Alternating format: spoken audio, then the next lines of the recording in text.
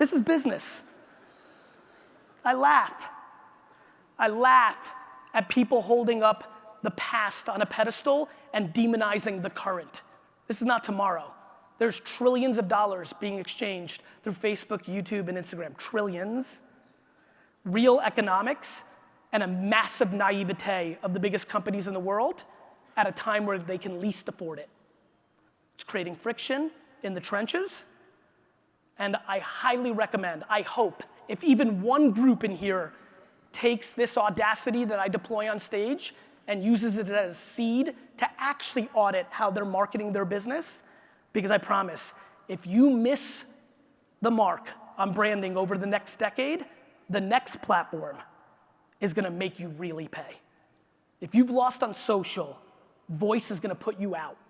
Because if you don't build brand in this next decade, when we make that transition, my friends, you're not naive. You know there's kitchens being built under every building that's vacated, and people are building brands to compete with you with no storefronts and no overhead, and all they're gonna use is Uber Eats and Postmates and all the other stuff. Guys, this is not a joke.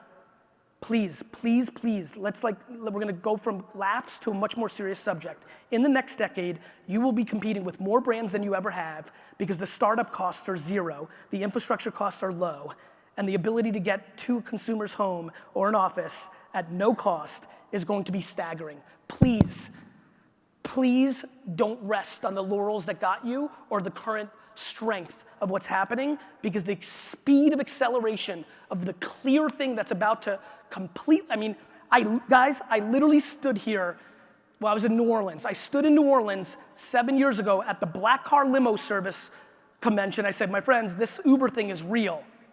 And the excuses and audacity of why it wouldn't, and regulation, and we're gonna kick plenty of money to Pennsylvania Avenue and all this, it doesn't work. The consumer wins in the end. This is not a strategy. So you might be thinking you're competing with everybody in this room. You're not. You're competing with a new infrastructure that is gonna market properly to the end consumer using the infrastructure of the mobile web and the last mile infrastructure of the 5 biggest companies in the world. There's never been bigger disruption to gyms, to masseuses, to food, forget. How many people in the food business? Raise your hands. You need to be thinking very carefully where this is going. There's a really great Russian saying my mom used to always say, man plans and God laughs. And I've translated that in my head a little bit to, and technology laughs. This is coming. The #1 way to win in this big of a disruptive shift of the next decade is to build an actual brand where they need you, where they have to have you. The way to do that is to be heard by the end consumer. The way to do that is to scrutinize every penny you spend and make sure you're not wasting it on where you think they are. And most of all, the big aha of this new world is that we now live in a world where the volume of content that you're putting out on these platforms is imperative, because the context of that content to hit the cohorts of, as you can imagine, no matter what your business is, a 25-year-old guy in an urban area is gonna probably have to see a different video and picture than a 48-year-old housewife with 2 children, right? This is a demographic and psychographic world. And it's far more complicated than the simplicity of the way we play in politics, which is left and right. There are 758 meaningful cohorts to your business. You need to identify them, and then you need to contextualize the creative to them.